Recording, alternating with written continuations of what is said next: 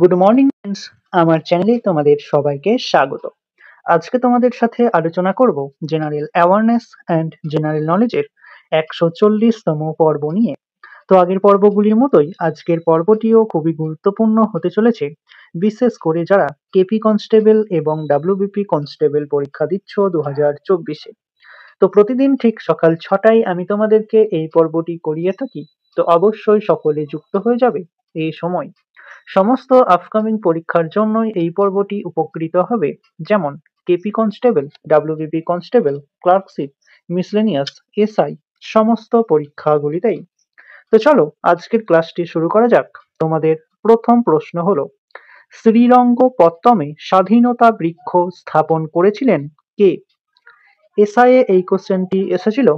শ্রীরঙ্গপত্তমে স্বাধীনতা বৃক্ষ স্থাপন করেছিলেন কে? সঠিক উত্তর অপশন এ, টিপু সুলতান। কলিঙ্গ পুরস্কার দেওয়া হয় কোন ক্ষেত্রে? ডাব্লিউবিপি কনস্টেবল এবং কেপি কনস্টেবল দুটি পরীক্ষাতেই এটি খুবই গুরুত্বপূর্ণ।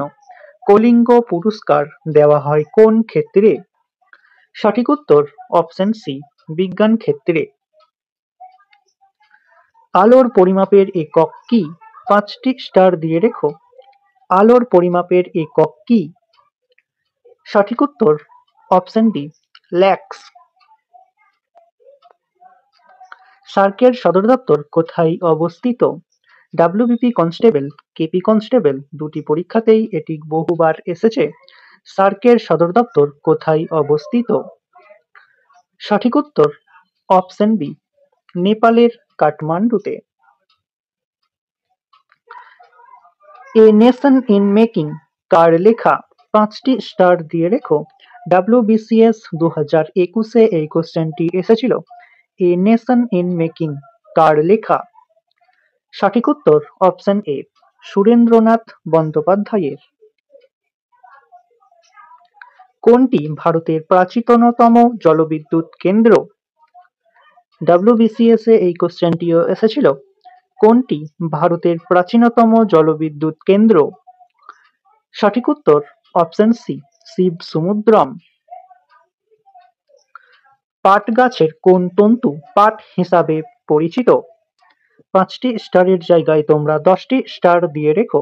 এই কোশ্চেনটি মূলত এসএসসি বোর্ড এবং রেলওয়ে বোর্ড করে থাকে। পাট গাছের কোন তন্তু পাট হিসাবে পরিচিত? সঠিক উত্তর অপশন ডি, ফ্লোয়েম। পশ্চিমবঙ্গ থেকে ভারতরত্ন পুরস্কার প্রথম কে পান? খুবই ইম্পর্টেন্ট কোশ্চেন। ডাব্লিউবিপি কনস্টেবল এবং কেপি কনস্টেবলে এই কোশ্চেনটি বহুবার এসেছে। এছাড়াও এসআইও এই কোশ্চেনটি এসেছে। পশ্চিমবঙ্গ থেকে ভারতরত্ন পুরস্কার প্রথম কে পান? সঠিক উত্তর অপশন বি, বিধানচন্দ্র রায়। নিম্নলিখিত কোনটি ভিটামিন এ এর উৎস? 5টি স্টার দিয়ে রেখো। নিম্নলিখিত কোনটি ভিটামিন এ এর উৎস? সঠিক উত্তর অপশন সি, গাজর।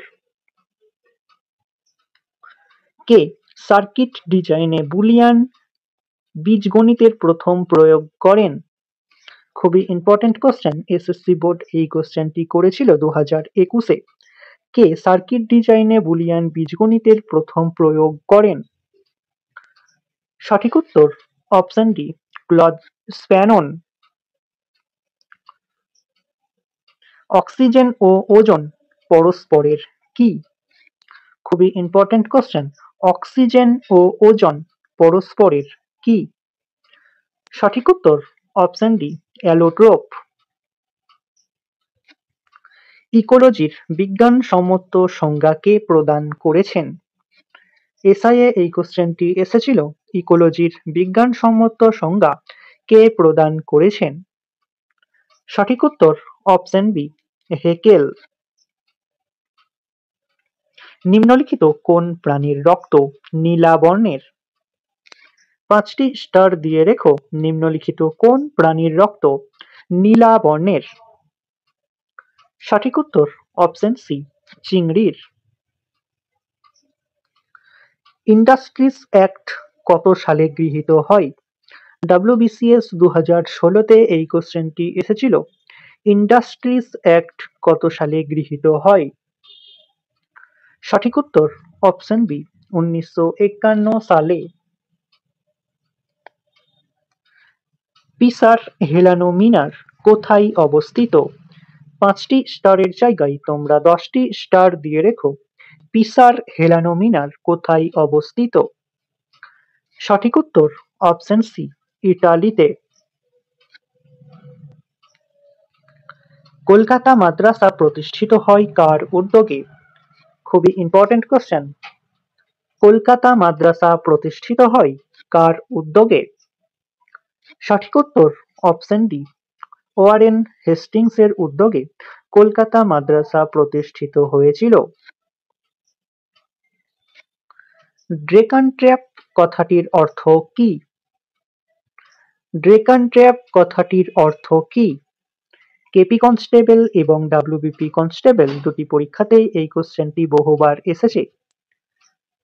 সঠিক উত্তর অপশন এ দাক্ষিণাত্যের সিঁড়ি। কোন ধাতু উলফ্রাম নামেও পরিচিত? ডব্লিউবিসিএস এ এই কোশ্চেনটি এসেছিল। কোন ধাতু উলফ্রাম নামেও পরিচিত? সঠিক উত্তর option C tungsten. Davis Cup কোন খেলার সাথে যুক্ত? 5টি স্টার দিয়ে রেখো। ডেভিস কাপ কোন খেলার সাথে যুক্ত? কেপি কনস্টেবল ডাব্লিউবিপি কনস্টেবলে এই কোশ্চেনটি আসে। সঠিক উত্তর অপশন এ টেনিস খেলার সাথে যুক্ত। আপেলের রাজ্য কাকে বলা হয়? 5টি স্টার দিয়ে রেখো। আপেলের রাজ্য কাকে বলা হয়? সঠিক উত্তর অপশন বি হিমাচল প্রদেশকে। তো স্টুডেন্টস, এই ছিল তোমাদের আজকের ক্লাস। ক্লাসটি ভালো লাগলে বন্ধুদের সাথে শেয়ার করো। চ্যানেলে নতুন হয়ে থাকলে চ্যানেলটিকে সাবস্ক্রাইব করে পাশে থাকা বেল আইকন বাটনটি প্রেস করে রেখো ভিডিও নোটিফিকেশন সবার প্রথমে পেতে। তো দেখা হচ্ছে নেক্সট ক্লাসে। আজ এই পর্যন্তই। সবাই ভালো থেকো, সুস্থ থেকো। জয় হিন্দ, জয় ভারত।